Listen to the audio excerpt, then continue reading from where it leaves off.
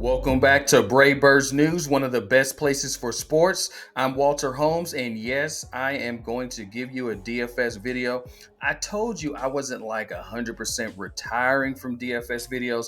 I just don't have the schedule anymore to do about 3 of these a day. I was doing a lot of these a day every single day of the week, and my schedule no longer makes that possible. But there are going to be special occasions like this where I just have to give my point of view. I've had a pretty good run here in the NBA finals and the playoffs, and it just makes sense because there's so much data out there at this point. You know, we talk about early in the season where it's a lot of projection and speculation. We have a good idea about what these teams are going to do.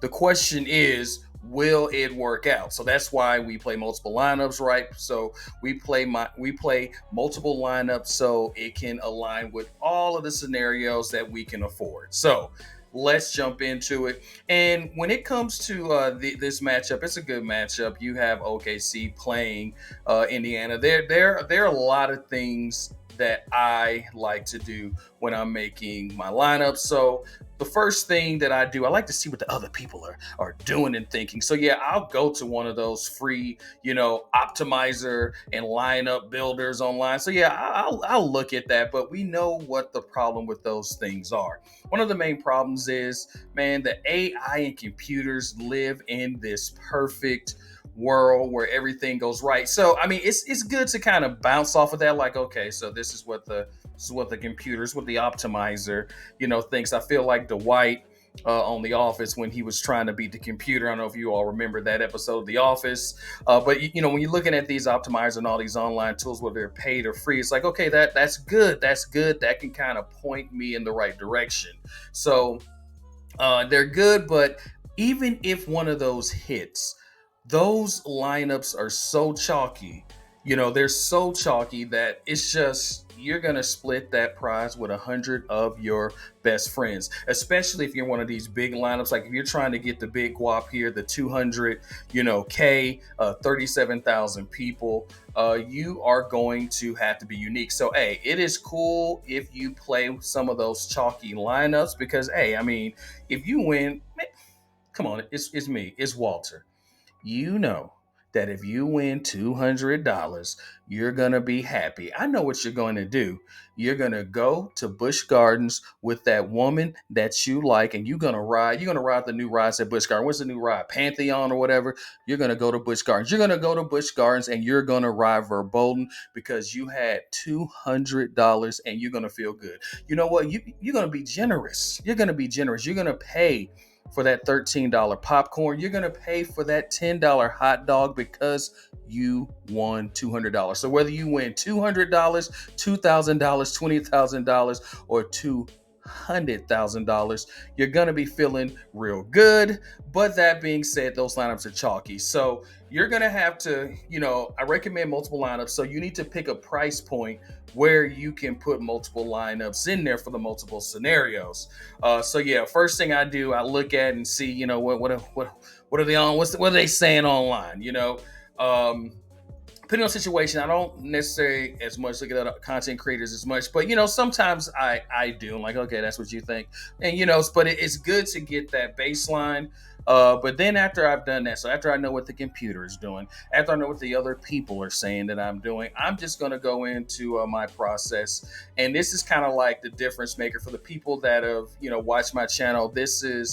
I think I'm close to my 2-year anniversary on this. Yeah, 2 year. I think I started in May of 2023. So I've been doing this for 2 years, depending on the sport, 2 or 3 seasons or a season and a half. So as you know, when I really first started off, I used to really promote my difference makers, and those difference makers, those are those stone cold minimum or near stone cold minimum people that you put in your lineup. That is the difference between men cashing, not cashing, or winning a lot of guap. And especially in basketball, because we know in basketball, if this gets out of control, because you always have to have a lineup that, considers the blowout. And that's where you really win or lose your guap. If one of these teams, if it's a blowout and they start pulling, starter, especially now, it's only 1-1. So they won't say it, but if you get down 2-1 in the series, it's not the end of the world. So if it gets out of control, and we even saw them start to pull starters, at the end of game 2. But if it gets out of control, some of these players right here that are, the stone cold minimum, you got Mitchell. We saw Jay Williams at the end of the game.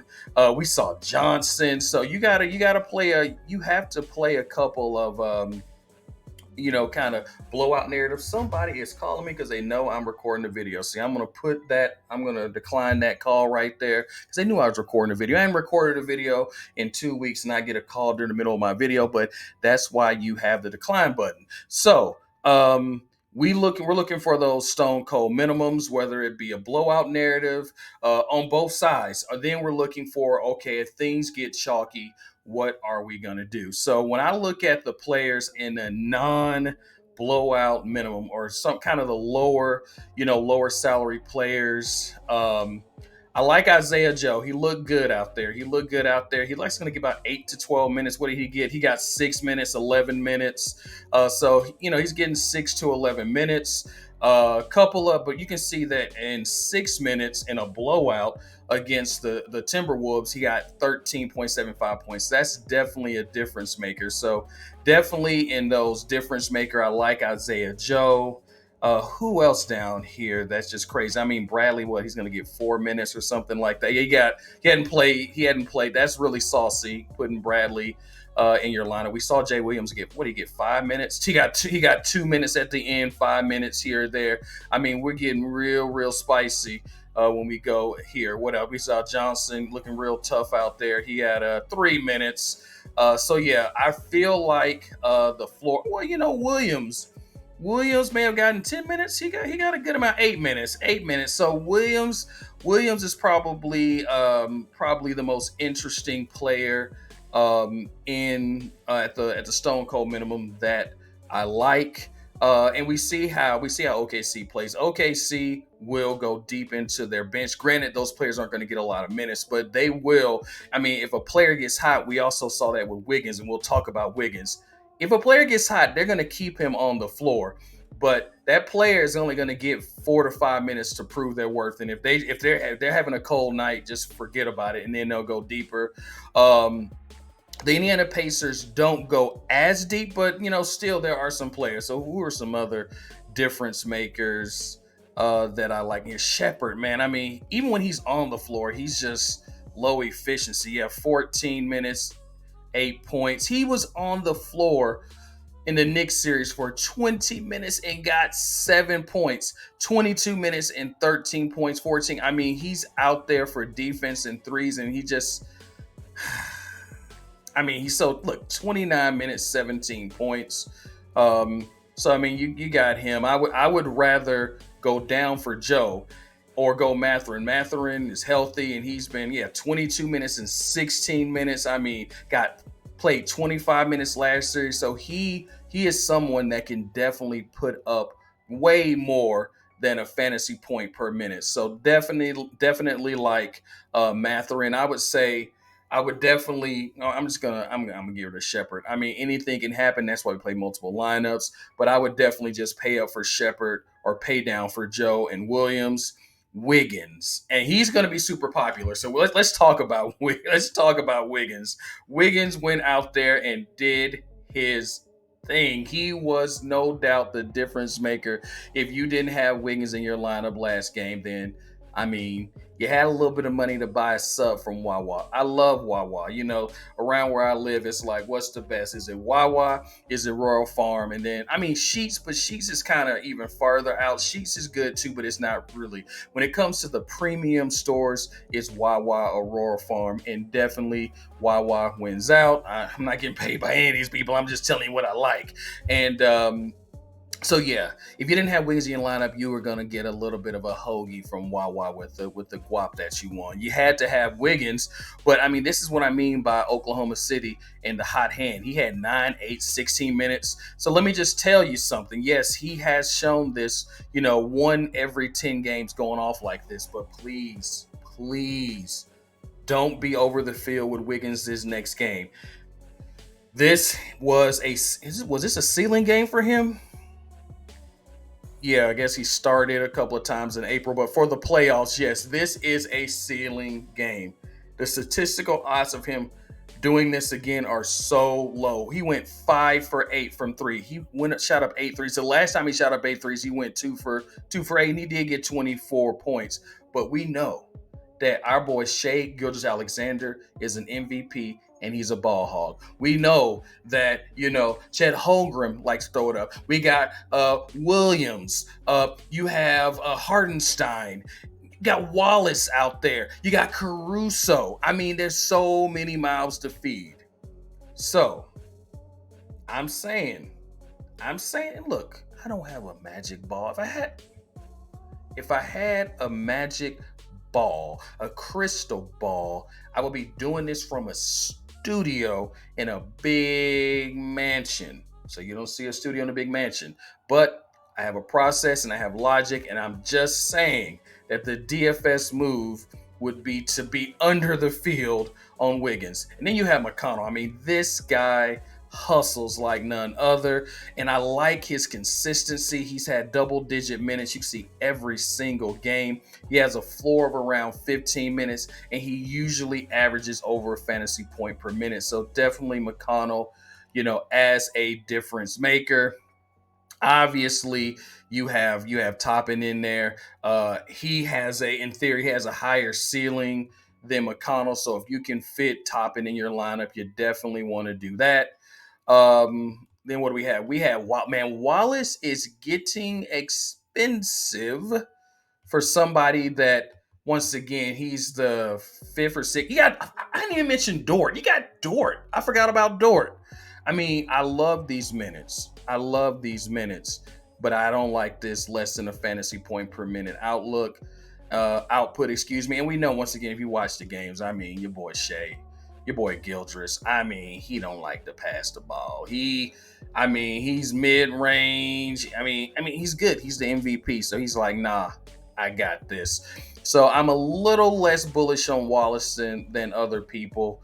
Hardenstein, he just doesn't get the minutes. He doesn't get the minutes, but you see he does average over at times a fantasy point per minute. So he's sneaky. But if you watch my old videos, you know that, you gotta be on the floor to get fantasy stats. That is a brilliant idea that I came up with by myself. If you're not on the court, you cannot get fantasy stats. I came up with that all by myself. You can thank me. You got Dort out here, 5,800, but I mean, he rarely gets a lot of minutes, definitely, but he rarely averages a fantasy point per minute. I like Caruso, but now my problem with Caruso is he's played so well. His salary has gone way, way up. So that is the only thing that scares me about Caruso. As that salary goes up, those ratios have to go up as well, and that kind of scares me. Neesmith and Nembhard, they're always here in the mid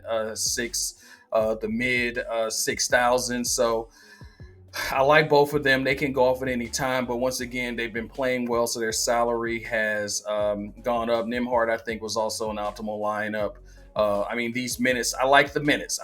You got to be on the floor. So I like the Nembhard minutes. I like the Neesmith minutes. I like the Caruso minutes. I even like the Wallace minutes.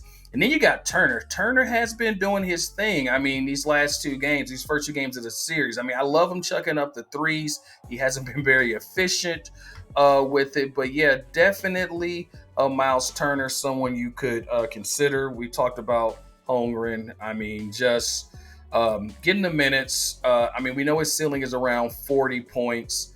But once you start getting up into this salary range, it makes me a little bit nervous if you're, because of all the players that get all the usage. Siakam, I had him in the captain spot. So and you can see why he's been playing really well, been getting over a fantasy point per minute. So I definitely like Siakam. I think one of my lineups did well. I think I faded Halliburton. So you have Jalen Williams. What's up with that? What's up with that hair, man? What's up with that hair? I just want to cut all that hair off, cut it off, or braid it up. But you have Jalen Williams. We know that. I mean, is he number two? Would you say he's number two? Is at Holmgren? I think he's the second best and second best. We're talking about fantasy. I don't care. I don't care what their real life stats are. This is a DFS video, and then we got our boy Halliburton, just really clutch. But I mean, $11,000. I mean, you want him to have a game like he had against the Knicks or the games against the Knicks. This that's why I could fade Halliburton in that good lineup because 11,000. I mean, there are a lot of he's putting out output. He putting out output that's kind of close to Caruso, who is 6,200. And then, I mean, obviously the best option, you got Gilgeous-Alexander, the MVP. I don't need to waste any time telling you. The question is, do you put him in the captain spot? I think the last game putting him in the captain spot was optimal, and that won the guap. You got to make some tough decisions when you put him in the captain spot. I'm gonna put him in the captain spot here with all these other players I've just mentioned. And at that point, yeah, I got a lot of extra guap. I put him in. I'm going to take out Williams. I'm gonna have Halliburton. I'm not gonna fade him in this lineup. And what else would I do? I'm looking at this, and you know what? I'm gonna say it's gonna be a top-end game. So a 4-2 Indiana lineup. I mean, they're at home, so that's not totally crazy. I mean, the series is 1-1. I have Gilgeous-Alexander in there. I have three starters. I'm a little nervous about putting McConnell and Toppin in the same lineup, and I think a lot of people will be nervous about that. But this is DFS, and you're gonna have to make those decisions. So let me know your thoughts. Go out there and leave any comments. But otherwise, I want you to win that guap.